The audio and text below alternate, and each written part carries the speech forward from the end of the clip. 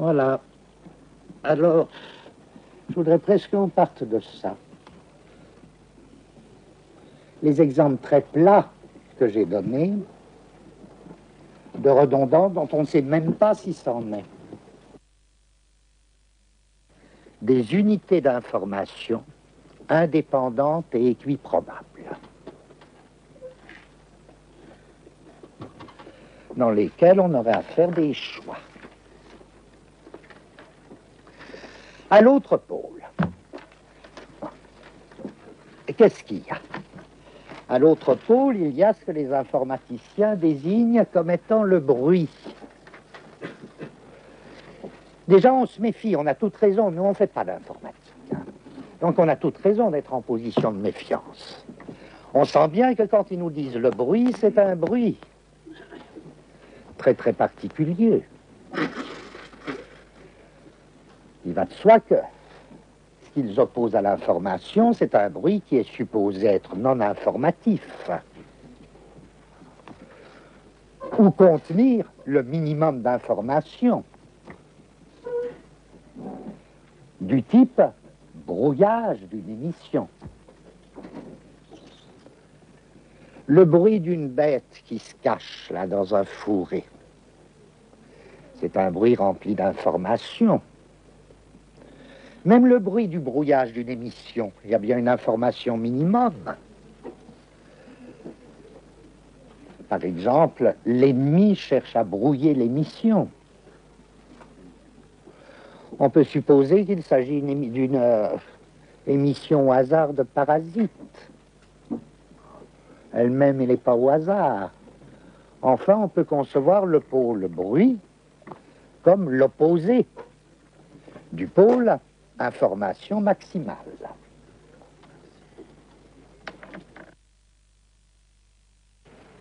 La redondance est présentée comme la diminution d'une information théorique supposée préalable en droit. Mais d'autre part et en même temps, la redondance, c'est le seul moyen de lutter contre le bruit, c'est-à-dire de sauver l'information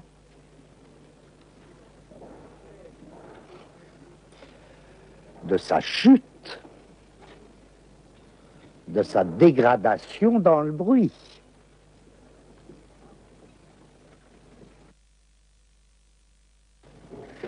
Que ce soit au niveau des lettres ou au niveau des phonèmes, peu importe.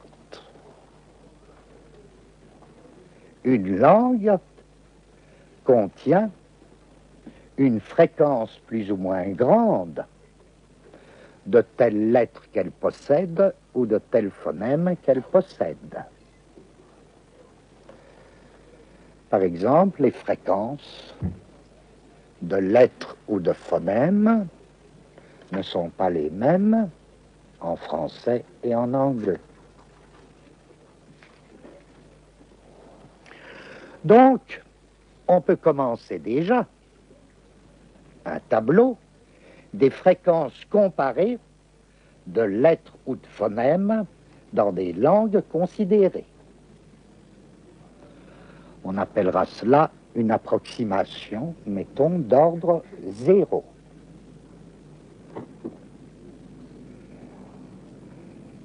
Et puis, approximation suivante. C'est déjà une redondance.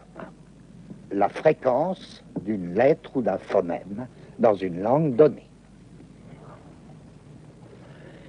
Et puis, deuxième approximation, que l'on peut nommer approximation d'ordre 1.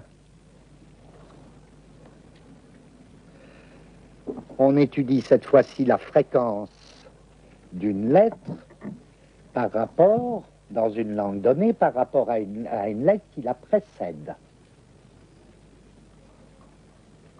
Ou par rapport à une lettre qui la suit. Là aussi, d'après les langues, les fréquences sont différentes. Je prends n'importe quel exemple. En français, quelle est la fréquence. Alors on peut même concevoir des ordinateurs faisant ces recherches.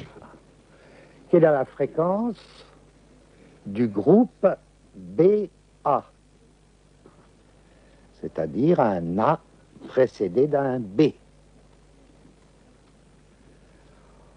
On peut faire des recherches semblables au niveau des phonèmes.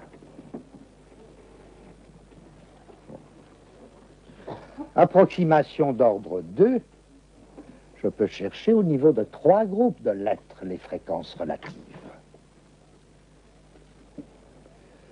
Cet ensemble d'approximations va donc définir un type de redondance. Diminuer l'information théorique absolue et lutter contre le bruit. Et pourquoi ces deux fonctions sont liées? C'est qu'évidemment, rien n'empêcherait l'information théorique absolue de tomber dans le pur et simple bruit s'il n'y avait ce régulateur de la redondance qui assure la lutte contre le bruit en diminuant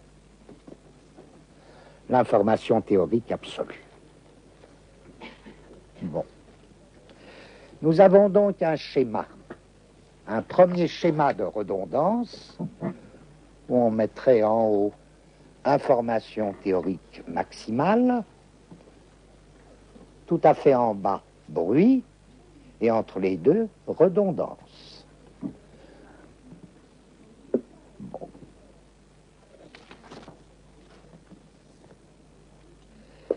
Et Martinet conclut, la présence de la redondance est un moyen de permettre la transmission des signes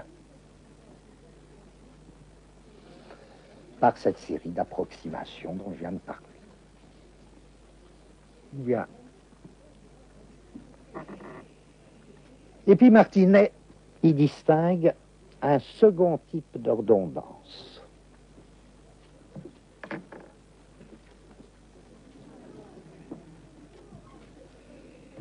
Il nous dit,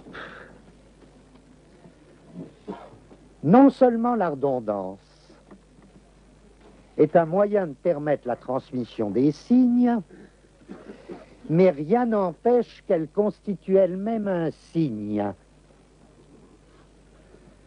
Voilà qu'elle va constituer elle-même un signe. La redondance, non pas comme régulation dans la transmission des signes, comme processus régulateur de la transmission des signes, ou que de la transmission d'une information, mais la redondance est elle-même un signe. Pourquoi? Et il nous dit ne serait-ce que parce que les usagers peuvent rechercher la redondance pour elle-même. Tiens, voilà que les usagers peuvent rechercher la redondance pour elle-même. Moyen d'expression pour l'individu, de manifestation d'un consensus pour le groupe. On distinguera donc une fonction principale de lutte contre le bruit, sans laquelle toute communication serait impossible, c'est notre premier cas de redondance, et puis des usages secondaires, laissés à la disposition des sujets, moyens d'expression, d'action sur autrui, d'incantation. Réduire le second type de résonance à un usage secondaire des premières, c'est peut-être juste du point de vue de l'informatique, mais nous, on n'est pas sûr d'avoir rien à faire avec l'informatique. Je peux déjà dire, c'est pas forcément juste de tous les points de vue. Notamment, ça se peut que ça fasse partie de systèmes de signes très différents. Les redondances subjectives de résonance et les